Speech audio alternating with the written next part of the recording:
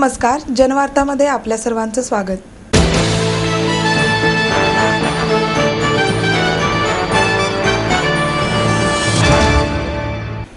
अतिरिक्त आयुक्त नरेश झुरमुरे यांच्या वक्तव्याने पालिकेत गदारोळ झाला। पाण्याबाबत पुणेकर माजले आहेत। या अतिरिक्त आयुक्त नरेश झुरमुरे यांच्या विधानाचे पडसाद सोमवारी पालिका मुख्य सभेत उमटले। भाजप, शिवसेना आणि मनसेने झुरमुरेंच्या विरोधात जोरदार घोषणाबाजी करीत आंदोलन केले।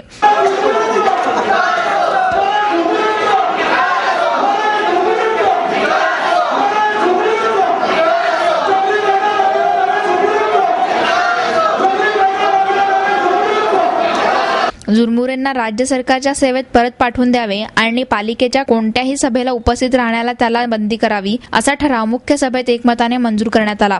झुरमुरे चले जाओ, पुणेकरांचा अपमान करणाऱ्या झुरमुरेंचा धिक्कार असो अशा घोषणा मनसे, भाजप आणि सेनेच्या सदस्यांनी सभागृहात महापौरांच्या आसनापुढे येऊन दिल्या।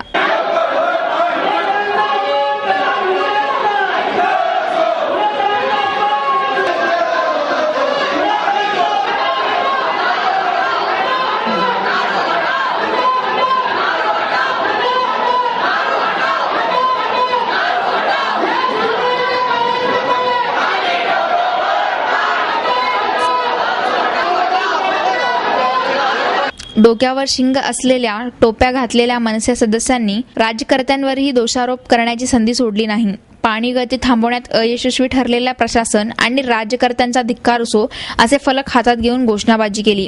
पुणेकर माजलेत असे म्हणणारे अधिकारी आणि गेल्या वर्षभरापासून पुणेकरांची पाणी कपात करणारे सत्ताधारी हे एकाच माळेचे मणी आहेत असेही पत्रक मनसेच्या कार्यकर्त्यांनी हातात धरले होते। ही घोषणाबाजी सुरू असतानाच शिवसेनेच्या कार्यकर्त्यांनी निषेधाची पत्रके प्रेक्षागृहातून सभागृहात टाकली।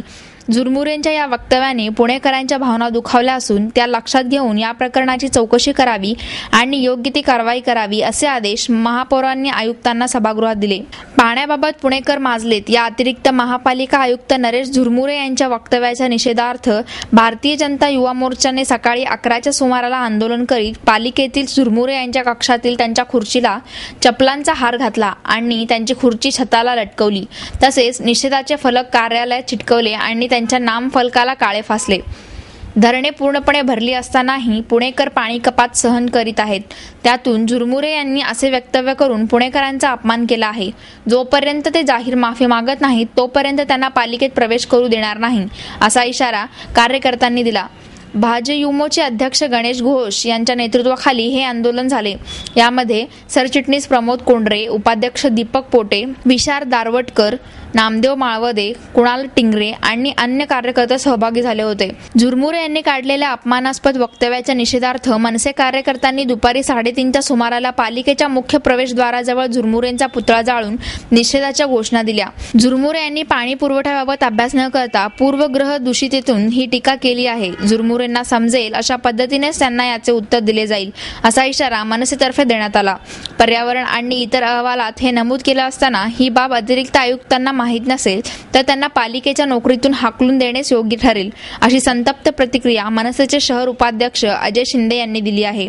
या आंदोलनात शिंदे, विभाग अध्यक्ष प्रशांत मते, रवींद्र खेडेकर, संदीप शिंदे आणि अन्य कार्यकर्ते सहभागी झाले होते।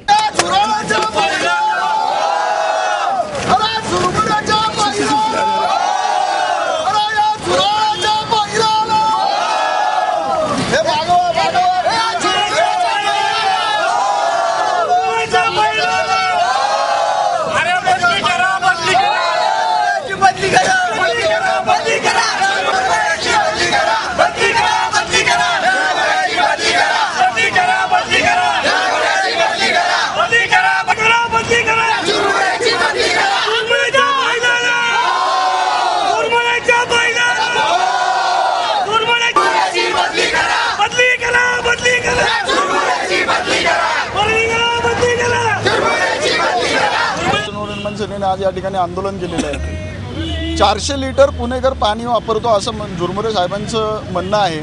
या झुरमुऱ्याला जर माहीत नसेल तर 400 लिटर पाणी जर पुणेकर वापरत असतील तर पुण्याला जवळपास 30 TMC पाण्याची गरज आहे आणि पुणे महानगरपालिकेला पाणी पुरवठा करणाऱ्या 4 धरणाची कॅपॅसिटी 28 TMC आहे। मग उरलेलं TMC पाणी हा झुरमुरे त्याच्या घरनं आणतो की त्यांनी स्वतःचं एक धरण बांधलं याची माहिती पहिली घ्यायला पाहिजे। पुणे महानगरपालिकेच्या प्रत्येक गावाला पुणेकर पुण्यासाठी 14 ते 14.5 TMC पाणी वापरतो असं म्हटलेलं आहे. यात 40% पाण्याची गळती आहे. झुरमुऱ्यांचं म्हणणं जर खरं मानलं तर 40% पाण्याची गळती जर त्यात ॲड केली तर ती प्रचंड मोठी पाण्याची संख्या होईल. त्यामुळं झुरमुरे पुणेकरांना जे पाण्याच्या बाबतीत माजलेत असं म्हणतात ते पूर्णतः चुकीचं आहे. पूर्ण अभ्यास न करता झुरमुरेंनी केलेलं हे निषेधार्ह वक्तव्य आहे. म्हणून आज महाराष्ट्र निर्माण सेनेने या ठिकाणी त्यांचा निषेध केला. महानगरपालिकेचे अतिरिक्त आयुक्त नरेश झुरमुरे यांनी परवा दिवशी एका जाहीर कार्यक्रमामध्ये पाण्याच्या प्रश्नी पुणेकर माजलेत असे पुणेकरांबद्दल अपशब्द वापरला. त्या निषेधार्थ आज भारतीय जनता युवा मोर्चा पुणे शहराच्या वतीने त्यांचा जाहीर निषेध करण्यासाठी ज्या पुणेकरांनी गेले वर्ष दीड वर्ष पाणी कपातीला या महानगरपालिकेला सहकार्य केलं, यंदाच्या पावसाळ्यामध्ये सर्व डॅम भरून सुद्धा पुणेकर आज पुण्याच्या एक वेळेच्या पाण्याला सामोरे गेलेत, अशा पुणेकरांच्या बद्दल या झुरमुऱ्यांनी माजलेले पुणेकर असे शब्द वापरला. त्याचा रागाचं प्रतिक्रिया आज आम्ही त्यांच्या खुर्चीला चपलींचा हार घालून व निषेधाचे पोस्टर्स लावून त्यांची खुर्ची वरती फॅनला लटकून आमचा निषेध व्यक्त केलाय. झुरमुरेंना आज मी या ठिकाणी हेच सांगतो की झुरमुरे, तुम्ही जर या पुणेकरांची जाहीरपणे माफी मागितली नाही तर आज तुमची खुर्ची लटकवली, उद्या तुम्हाला लटकवायला आम्ही पुणेकर कमी करणार नाही. स्वाभिमानी पुणेकरांच्या आपण स्वाभिमानाला आज ठेस लावलेला आहे. हे पुणेकर तुम्हाला जोपर्यंत तुम्ही पुण्याची जाहीरपणे माफी मागत नाही तोपर्यंत भारतीय जनता युवा मोर्चा तुमच्या निषेधार्थ आंदोलन करीत राहू असे मी या ठिकाणी सांगतो.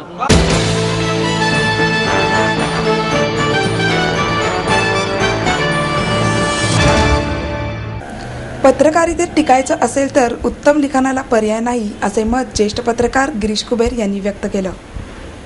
पुणे श्रमिक पत्रकार संघाच्या 73व्या वर्धापन दिनानिमित्त आयोजित वृत्तपत्रे बदलत आहेत का या विषयावरील व्याख्यानात ते बोलत होते. पत्रकार संघाचे अध्यक्ष प्रदीप रणपिसे, सरचिटणीस गजेंद्र बडे, खजिनदार स्वप्नील बापट, पत्रकार प्रतिष्ठानचे अध्यक्ष उमेश घोंगडे, श्याम दौंडकर इत्यादी उपस्थित होते. कुबेर म्हणाले, थेट विदेशी गुंतवणूक प्रसार माध्यमातही येणार आहे. त्यामुळे वृत्तपत्र सृष्टीत यापुढची स्पर्धा ही मजकुरासाठीच राहणार असून बातमीपेक्षा आता मजकूर मूल्यवृद्धी हा घटकच महत्त्वाचा ठरणार आहे. पत्रकारितेत टिकायचे असेल तर उत्तम लिखाणाला पर्याय नाही. वृत्तपत्रामधील लिखाण वाचले जात नाही हा गैरसमजच आहे. आपल्याच व्यवसायातील मंडळी जेव्हा लोकांना वाचायला आवडत नाहीत असे म्हणतात तेव्हा या व्यवसायाची काळजी वाटते. अशा प्रकारचे बेजबाबदार विधान करणे यासारखी नीतिभ्रष्टता नाही. केवळ बातमी देणे हा विषय आता नाही. मूल्यवृद्धी हा घटक अत्यंत आवश्यक आहे. या क्षेत्रातही परकीय गुंतवणूक येऊ घातली आहे. त्यामुळे भविष्यात 1 रुपया वा त्यापेक्षाही कमी दरात वर्तमानपत्रे उपलब्ध होण्याची शक्यता नाकारता येणार नाही. मात्र तरीही किंमतीचे पॅकेज वगैरे या गोष्टी फार काळ चालणार नाही. पुढच्या काळात कंटेंट अर्थात मजकुरासाठीच स्पर्धा असेल. मनोरंजनीकरण, गमतीकरण आणि बाजारपेठीय व्यवस्थेत चांगला मजकूर देण्याचे आव्हान वर्तमानपत्रांसमोर आहे. लिहिणे हा वर्तमानपत्राचा कणा आहे. मात्र तोच आपण गमावून बसलो आहोत का याचा विचार केला पाहिजे.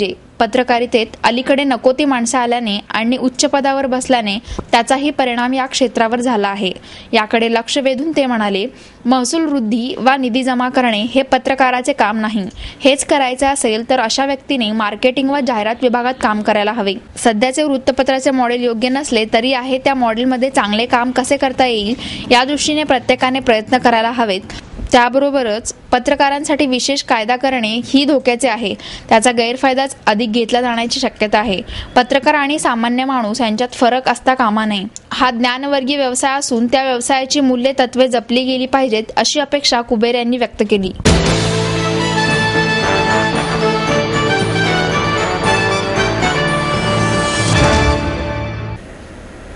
पुणे जिल्हा बुद्धिबळ असोसिएशनच्या वतीने छत्रपती शिवाजी महाराजांच्या तैलचित्राचे अनावरण करण्यात आले.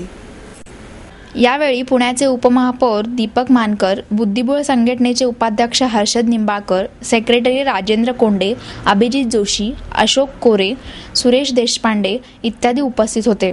या तैलचित्रात छत्रपती शिवाजी महाराज हे मिर्झा राजे जयसिंगाबरोबर बुद्धिबळ खेळताना दाखवले आहे. मिर्झा राजे पराभवानंतर छत्रपतींचे कौतुक करताना दर्शविले आहे.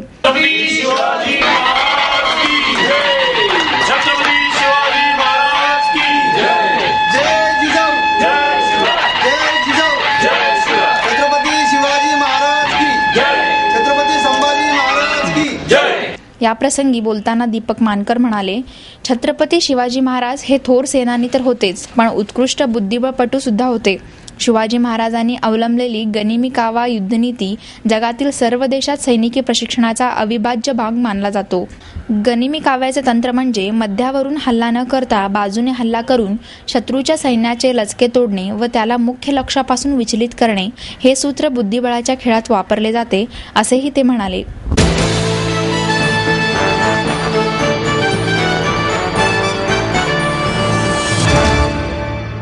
प्रस्तावित जादूटोणा विरोधी कायदा रद्द करा आणि डॉक्टर दाभोळकरांवर कारवाई करा या मागणीसाठी हिंदुत्ववादी संघटना आणि वारकऱ्यांनी धरणे आंदोलन केले. महाराष्ट्र विधिमंडळाचे नागपूर येथे सुरू असलेल्या हिवाळी अधिवेशनाच्या पार्श्वभूमीवर राज्यातील प्रमुख वारकरी संघटना आणि हिंदुत्ववादी संघटना यांनी एकत्र येऊन हिंदू धर्माच्या विरोधात असलेला जादूटोणा कायदा कायमचा रद्द करावा, तसेच ट्रस्टमध्ये घोटाळे करून शासनाचे पैसे बुडवणाऱ्या डॉक्टर दाभोळकरांवर कारवाई करावी, अशा मागण्या धरणे आंदोलनाच्या माध्यमातून शासनाकडे करण्यात आल्या. यावेळी हातात निषेधाचे आणि कायद्याचे दुष्परिणाम दर्शवणारे प्रबोधनात्मक फलक घेऊन मोठ्या संख्येने वारकरी, हिंदुत्ववादी आणि विविध धार्मिक संघटनांचे प्रतिनिधी सहभागी झाले होते. यात प्रामुख्याने हिंदू राष्ट्रसेना, हिंदू युवा संगम, हिंदू जनजागृती समिती, हिंदू महिला सभा, गोवंश रक्षण समिती इत्यादी संघटनांचे प्रतिनिधी मोठ्या संख्येने सहभागी झाले होते. यावेळी अनेक मान्यवरांनी कायदा संमत केल्यास साधू संतांचे चमत्कार नाकारणाऱ्या शासनाला 2014च्या विधानसभा निवडणुकीत चमत्कार दाखवून देऊ, असा इशारा काँग्रेस शासनाला यावेळी देण्यात आला.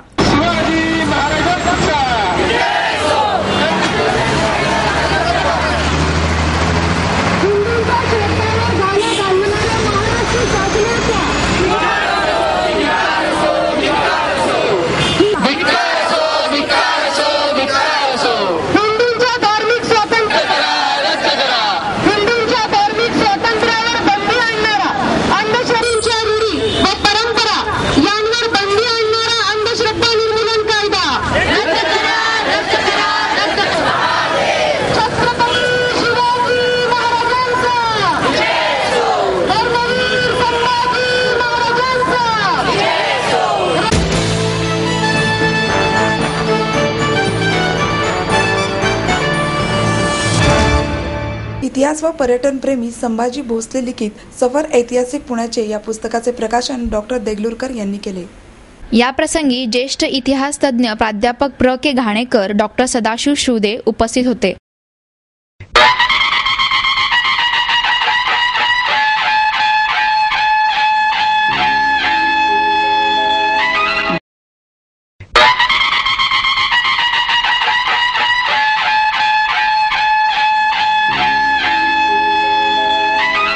डॉक्टर देगलूरकर म्हणाले, इतिहास माणसाला समृद्ध करीत असतो, त्याचप्रमाणे इतिहास समजून घेतल्याशिवाय आजच्या समाज व्यवस्थेची मांडणी करणे अशक्य आहे.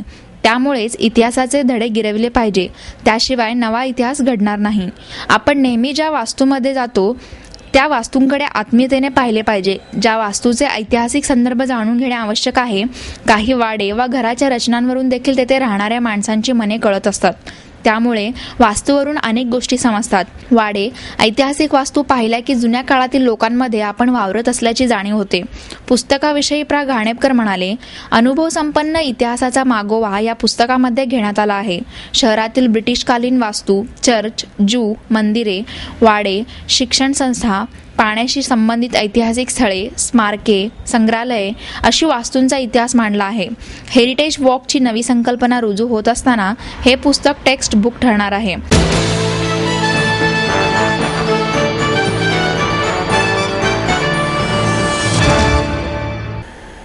येऊ घातलेल्या अनेक बहुचर्चित सिनेमांमध्ये अभिनेता अतुल कुलकर्णी महत्त्वाच्या भूमिकांमध्ये दिसणार आहेत. जंजीरचा रिमेक होतोय अशी चर्चा गेले अनेक दिवस कानावर आहे. अमिताभ आणि जया बच्चन यांच्याबरोबर चिरंजीवीचा मुलगा रामचरणही यात भूमिका साकारणार आहे. प्राणची भूमिका संजय दत्त करणार आहे आणि अतुल कुलकर्णीही या सिनेमात एका महत्त्वाच्या व्यक्तिरेखेत दिसणार आहे. मूळ जंजीर मध्ये नसलेली भूमिका मी यात करतोय. अपूर्व लखियान जंजीरच्या रिमेकसाठी नव्यानं लिहिलेली ही व्यक्तिरेखा आहे. ही भूमिका एका पत्रकाराची आहे असं एका पत्रकार परिषदेच्या निमित्तानं भेटलेल्या अतुलनं सांगितलं. बऱ्याच कालावधीनंतर सिनेमाकडे वळलेल्या प्रख्यात दिग्दर्शक निर्माता केसी बोकाडिया यांच्या डर्टी पॉलिटिक्स या सिनेमातही एका इन्व्हेस्टिगेटिव्ह ऑफिसरची भूमिका अतुल साकारतोय. गुलजारांच्या कवितांवर आधारित खराशय हे हिंदी नाटक गेली 10 वर्ष अतुल देश विदेशात करतो आहे. सतीश राजवाडे दिग्दर्शित सागरिका घाटगेबरोबर प्रेमाची गोष्ट या 1 फेब्रुवारीला प्रदर्शित होणाऱ्या सिनेमात अतुल प्रमुख भूमिकेत दिसणार आहे. अभिनय क्षेत्रातील कलाकारांच्या मानानं मराठी दिग्दर्शक हिंदीत फारसे दिसत नाहीत. या मुद्द्यावर अतुल म्हणाला, हिंदीला आपण मराठीच्या 1 पायरी पुढे मानतो, हेच मुळात चूक आहे. त्याशिवाय कोणत्या भाषेत मला एखादी गोष्ट सांगायची आहे हे सर्वस्वी दिग्दर्शकावर अवलंबून असतं. मी मात्र कन्नड, तमिळ, तेलुगू, केरळी, मराठी, हिंदी आणि इंग्रजी या 7 भाषात काम करत असतो. अतुलने सिंग्युलरिटी या इंग्रजी सिनेमातही भूमिका साकारली आहे. नाटक आणि सिनेमांना प्राधान्य देतानाच मालिका म्हणजे फुल टाइम नोकरी असल्याचं त्यांचं मत आहे. माझ्या प्रकृतीला ते मानवणार नाही म्हणून मी ते करत नाही असं अतुलचं याविषयीचं स्वच्छ मत आहे. मात्र चांगली भूमिका असणारे नॉन फिक्शन कार्यक्रम तो सध्या करतो आहे. एबीपी माझा या चॅनलवर दर शनिवारी नुकताच सुरू झालेल्या सेकंड ओपिनियन या कार्यक्रमात तो निवेदक म्हणून दिसेल. मेडिकल नेग्लिजेंस के कुछ ऐसे ही माइलस्टोन्स और ऐतिहासिक केसेस की एक सीरीज लेकर एबीपी न्यूज आ रहा है. मेडिकल नेग्लिजेंस यानी लापरवाही के ऐसे मामले को दिखाने का मकसद आपको सावधान करना है. डॉक्टर्स भी इंसान हैं, उनसे भी गलती हो सकती है, लेकिन जब अपने या अपनों की इलाज के लिए आप जाएं तो थोड़ा सा होशियार रहें. इलाज के दौरान अगर कोई भी शक या शुबा हो तो सेकंड ओपिनियन जरूर लें. ये है सेकंड ओपिनियन का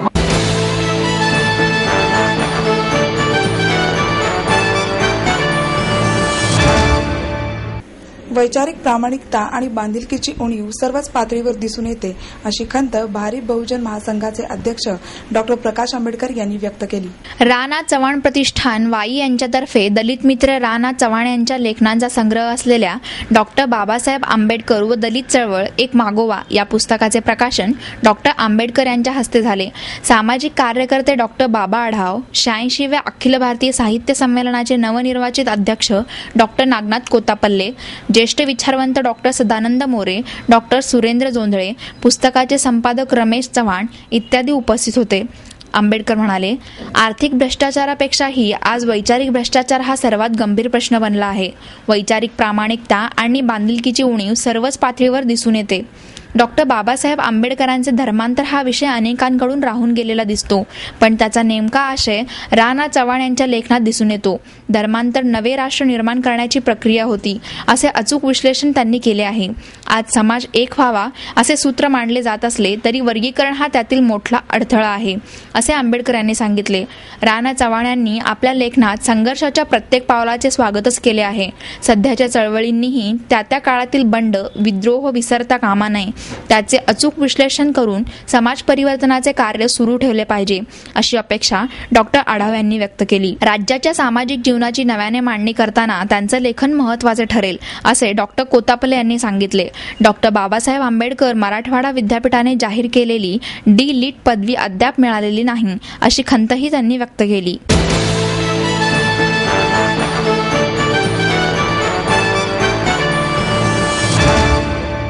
आणि याबरोबरच आजचे बातमीपत्र संपले. उद्या पुन्हा भेटूया याच वेळी. नमस्कार.